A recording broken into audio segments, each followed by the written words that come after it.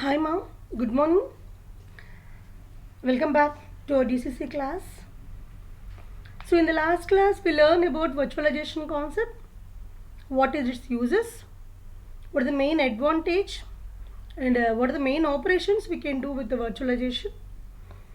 Okay, some of the power supply issues we have to maintain for the virtualization, power supply maintenance, remaining UPS, chiller, hardware cost.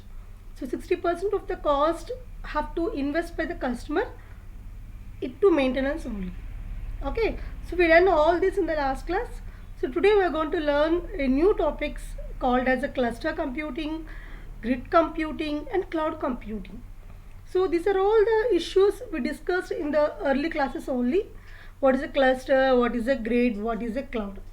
See, without computers there is no cluster, and without cluster there is no grid, and without grid there is no cluster, and without grid and cluster there is no cloud.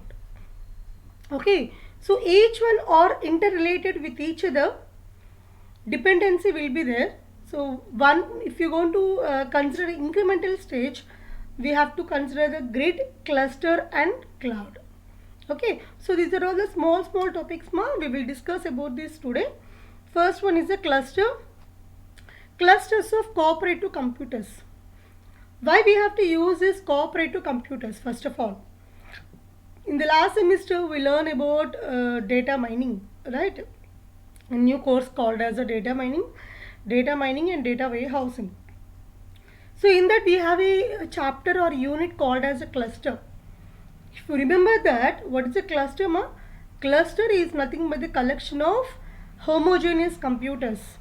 Means the similar features or functionality is going to be the same.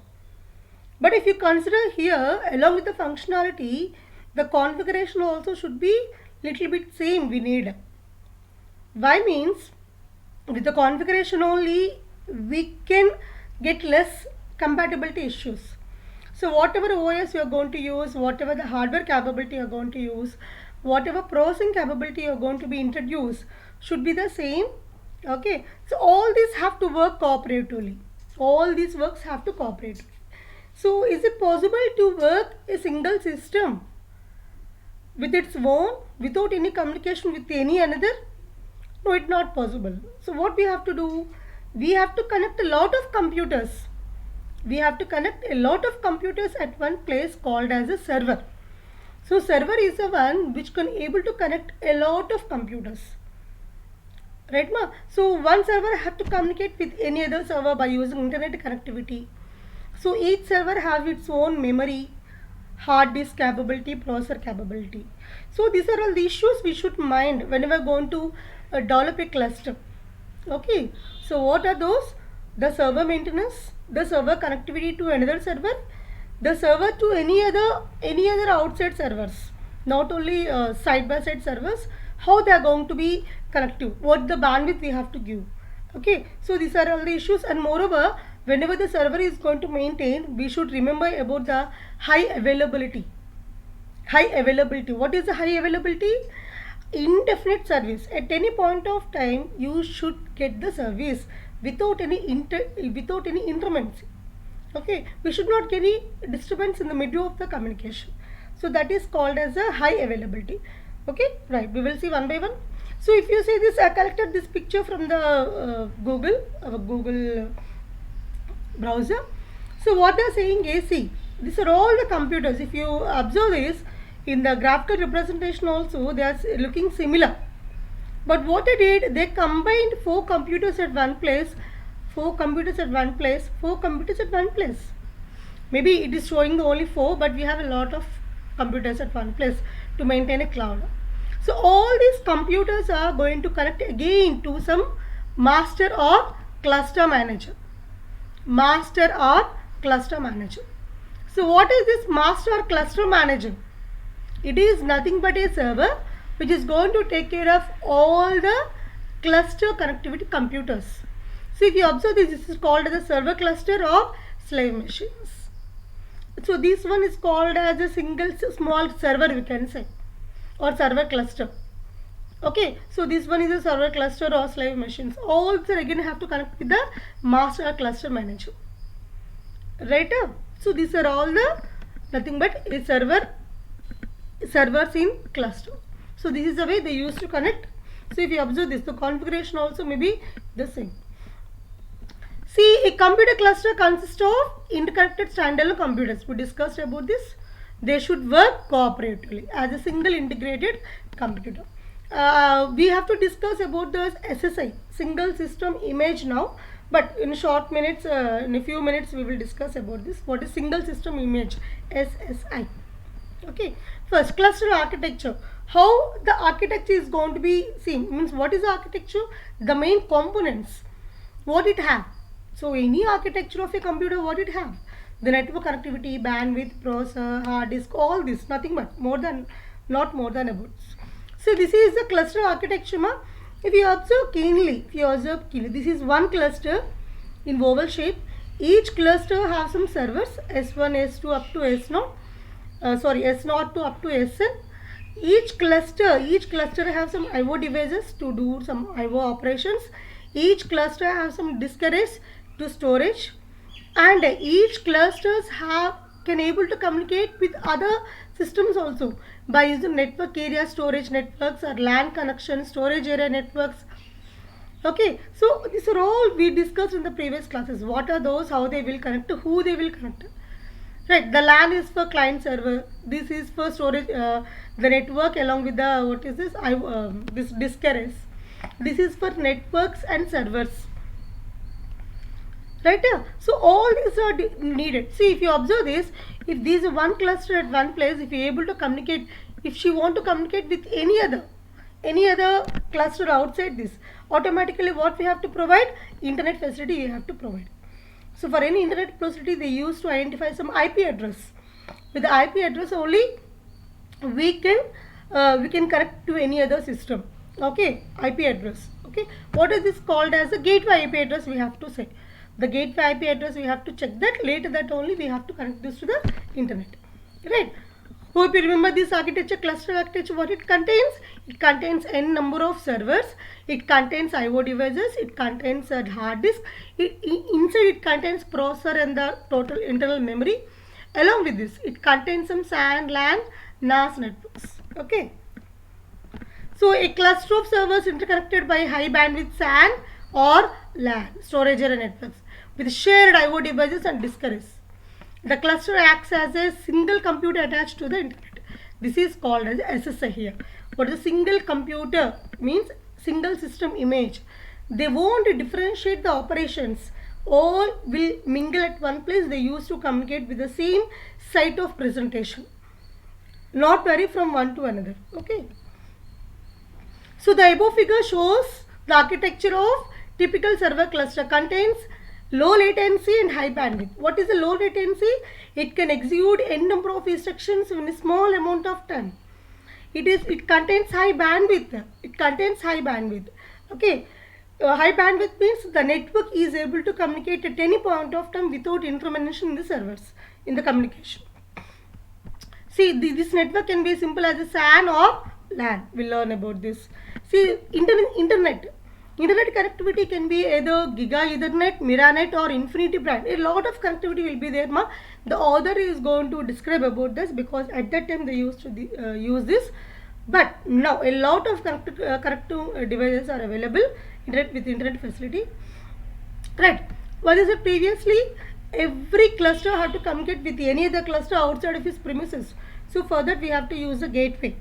So for that we have to maintain a virtual private network gateway compulsory. Virtual private network means it seems as a private but it is not.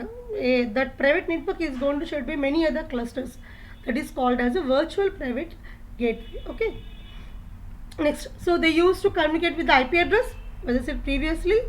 Loosely coupled node computer. Yes, they are not tightly coupled. Tightly coupled means no computer is going to share with any other computer.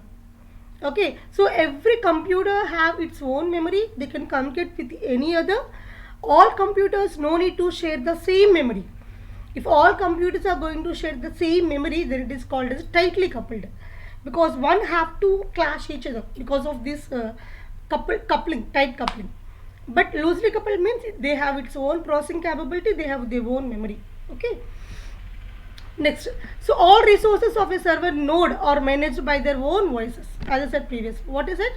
Every computer has its own memory along with its own voice. There is no ambiguity in this.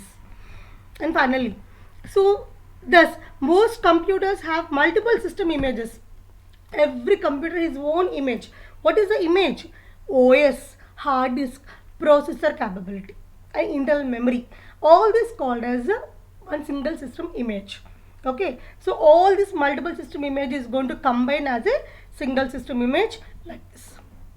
So what is a single system image? If you see this, one person called as a Pfister has indicated that an ideal cluster should merge one cluster have to merge multiple system images into a single system image. So they, the outside people, it should be a single system only. Whatever the data they want to send, have to send to the cluster. In cluster only they used to distribute by the communication networks. Right up. That is a single system image. See. So with this, what we have to call as an operating system, server operating system, who is going to maintain different computers, called as a cluster operating system. Or it is called as a cluster operating system, or COS, or some middleware. What is the cluster operating system contains? As I said previously, the CPUs, the memory, IO devices, all cluster nodes. So they should work cooperatively. So our heading called as a clusters of cooperative computers. They should cooperate. They should cooperate each other.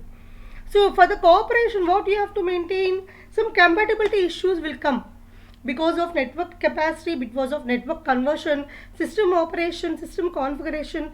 So all the issues we have to solve. That is our need. So whoever the main architecture will be there, he have to take care of all the issues, the compatibility issues. Yes. What is an SSI is an illusion. It is not a original one, but it is an illusion. We are going to maintain that in high level way, but not in depth. In depth, they are separate systems, right?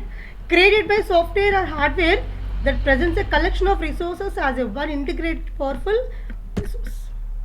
One powerful resource. Okay. Now, what are the hardware, software, and middleware support?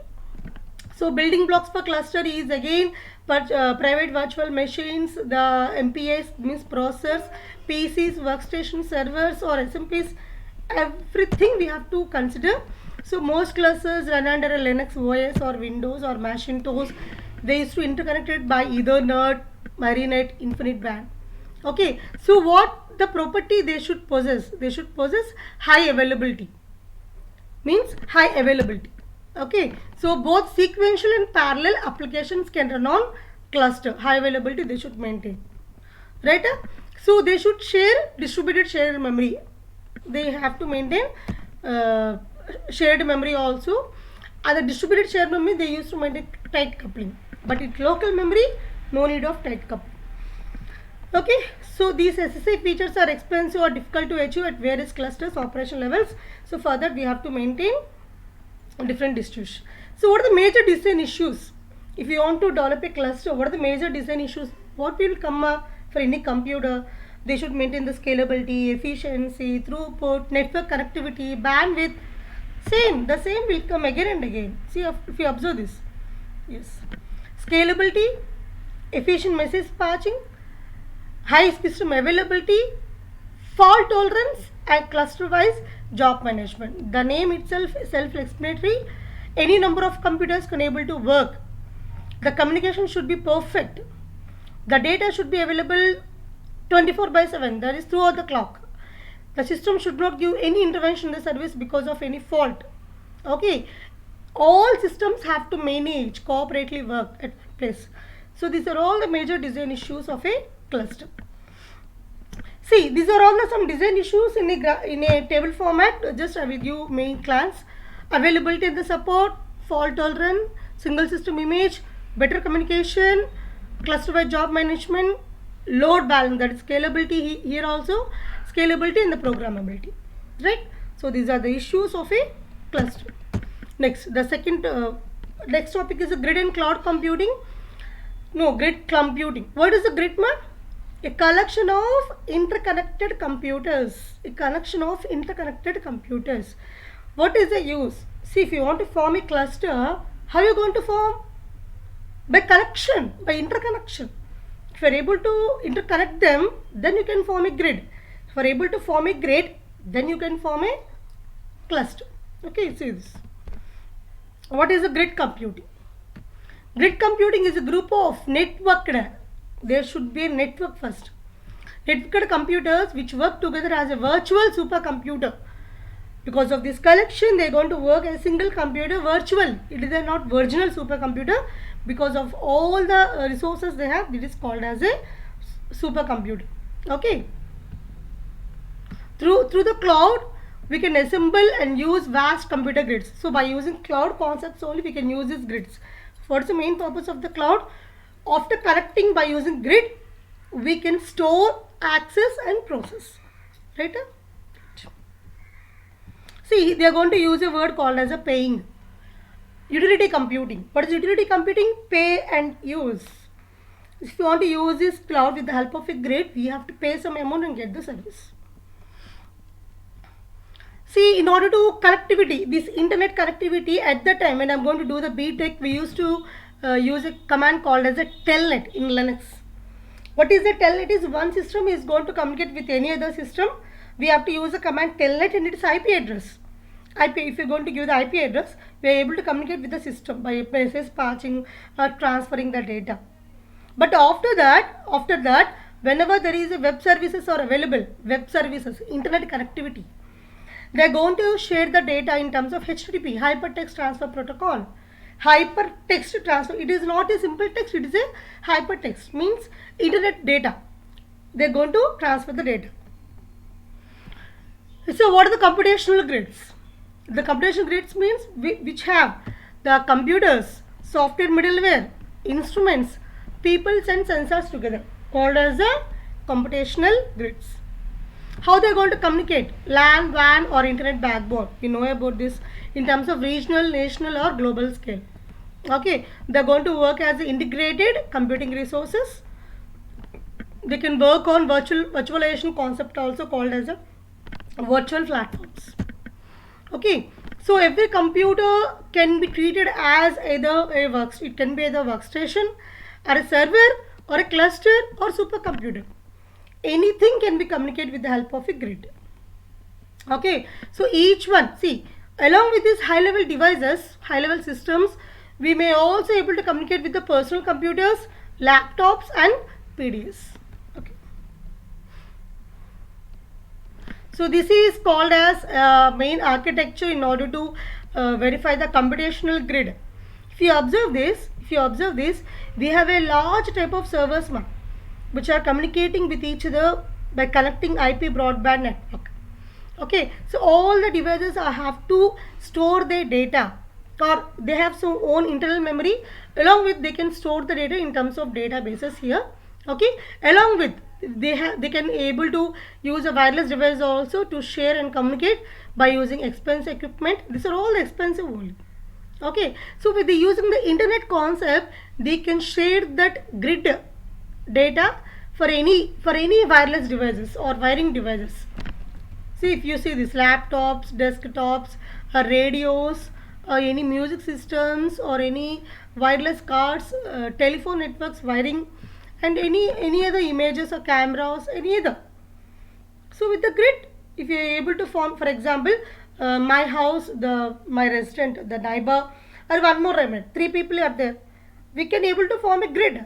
If you are able to communicate with the internet, I can share the TV, my TV to them and their TV to me, any palm devices data very easily. Grid families. What the families? Same data, nothing. But whoever giving the grid connectivity called as a grid families. So like initial always IBM will come friend. IBM, Microsoft, Sun, HP, Dell, Cisco, EMC, Platform Computing. So these are all the companies who are going to provide our computing capability in terms of a grid. Okay, grid service providers. So these are all called as a grid service providers who can provide the internet and web services in order to communicate with any other household or any other servers, workstations, our household computers, farm devices, everything. Okay. See, so two grid computing infrastructures representative systems. Two types of grid computing infrastructures we have. One is the computational and data grids. Next one is the P2P grids. This is for connectivity and this is for computation. Okay. Right. So what is the use of this? What is the use of this means? Application they are going to use for distributed national grid means government sector. Representative, Terra grid, by using China, who will give that? China, US, UK, blah blah blah. What is the advantage with what are the lessons you learn first? Users groups, restricted user groups, middleware bugs we have to verify, the protocols to acquire resources. So these are all the things we have to be checked at the time of grid computing. And the last topic today is the cloud computing. Very easy. First of all, what is the cloud computing? What is the cloud computing?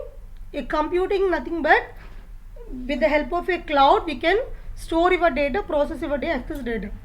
But what is the main theme here is, see, if you observe this, we go normal computing systems, we used to transfer your data along with the program. Right or wrong? We have to transfer your data along with the program. But because of big data, what is a big data? A large amount of data in terms of terabytes, zettabytes, gigabytes, yottabytes. So who is developing this data? By ourselves. We are only using the YouTube. We are going to use email. We are going to use any cloud. So with this a large amount of data is, for example, I am going to use videos. I am generating videos. I am uploading around 500 MB every day in my Gmail account. See, for example, for one subject 500 MB, two subjects around 1000 MB means 1 GB I am uploading for every day. See, myself is one person, but in the college we have 70 plus faculty totally. So 70 into 1 gigabyte, for example, 70 gigabytes. Okay, 70 gigabytes in one college, in one area, Kavali. We have two more colleges here. Okay, 70 plus 70 plus 70, 210 gigabytes. Okay, if you consider the Nellore totally, consider the Nellore, we have around 10 to 11 colleges. So we got 1 terabyte here itself, Nellore district. But what about the other districts? What about the states? What about the countries? What about the other countries? It's out of imagination how data is going to be evolving each and every day. So in these cases, we need to store this data in clouds. Okay. So in cloud, if you want to transfer this data, whatever data you want to process by using cloud, if you want to transfer this data to somewhere else, is it possible? Yeah, is it possible? By providing higher bandwidth. But do you have that much capability to spend more amount of data to higher bandwidth? Can you store yourself your data? No. Can't possible. So further, a lot of companies are using the cloud. But what they are doing, instead of sending your data to from one place to another, which will a cumbersome problem, which will a cumbersome to transfer, they are transferring the program to execute to the data place only. Data will remain at the same place, but the program to execute on that data will come here. Program will come, data will not go. What is the advantage with this data here only at that place? No need to provide a higher bandwidth, because the data in gigabytes or terabytes, the terabytes of data can't transfer. We can transfer, but more amount of bandwidth. So if it is not possible to provide more amount of bandwidth, what we have to do? We have to get that program here to execute at that place only. Okay, so it is the advantage of cloud. It is the advantage of cloud. After connecting it by using grid, after forming as a cluster, now the cloud will operate on the data wherever it is. Okay, that is the cloud. Hope you understood. See this. In the future, working with large data sets will typically mean sending the computer programs to the data. Programs to the data, but not data to the programs. So, which tool is going to do this? Hadoop. Hadoop. What is Hadoop is doing? rather than copying the data to the workstations. We have a fourth unit called as a programming model. In that we are going to learn about Hadoop. See, what is this? Moving computing and data from desktop to large top computers. They did. After that, they did cloud computing concept. Idea of cloud computing. Next, IBM. By IBM, what is a cloud? A cloud is a pool of virtualized computing resources. Virtualized means a different computers collection as a single computer. They have large amount of processing hardware capability. So with that, what is the advantage? Variety of different workloads including batch style backend jobs, interactive user facing applications can communicate. Okay, with that, what is the advantage with this? They have redundant, self-recovering, highly scalable programming models to give service round the clock. Okay, so what is the internet? I will show ma. By using internet, we are going to use the clouds. See, this is internet cloud. So in this cloud, we have a hardware, software, network, service availability, storage. Okay, in this cloud, see, we can own hardware, we can use software, we can communicate with that, we can get the service, we can store your data. But how? Paid services only, utility computing. By paying, you will get the service. Okay, right. That is called as the internet cloud. Cloud landscape is nothing but it is a one landscape means extension. See, this cloud landscape problem will not solve at any point of time because it needs large of extension. Why means we have to solve performance issues, we have to solve scalability issues, we have to solve throughput issues, we have to solve storage issues, we have to solve network connectivity issues. Okay, so this is round the clock problems. Number of people are joining, number of data is generating, more amount of data we required. So automatically cloud landscape, not portrait, landscape required. What is the use of this landscape? What problems we have to solve? See this. We need constant system maintenance, poor utilization problems, increasing cost associated with hardware or software upgrades. So this is the landscape problems. Okay, we have to solve this. Of course, there is no need. So different types of services in cloud. We have three types of services to solve this. Instead of giving service as a single part, they did partition as three types. One is IaaS, one is PaaS, one is SaaS. IaaS, PaaS, SaaS. IaaS, infrastructure as a service, platform as a service, software as a service. What is infrastructure as a service? Hardware, servers, connectivity. What is platform as a service? Packages, tools. Developers will develop packages and tools. Okay, that is software as a service, applications to interact with us. The users will use these applications. Hope you remember this. What is infrastructure as a service? Hardware, software, servers, workstations, all these hardware means processor, everything will come under this. Platform, tools, packages to maintain this hardware, virtualization, VMs. Okay, all this comes under platform as a service. Applications, Amazon Web Services, we are going to use this. Microsoft Azure, these are all called as a software as a service which can be used by the users. Okay ma, so this is for today. Tomorrow we will explain the next topics, that is 1.6 we will see. So that is about the cluster, grid and cloud. Okay, bye, have a nice day. Please go through the videos at least weekly once. Don't deviate.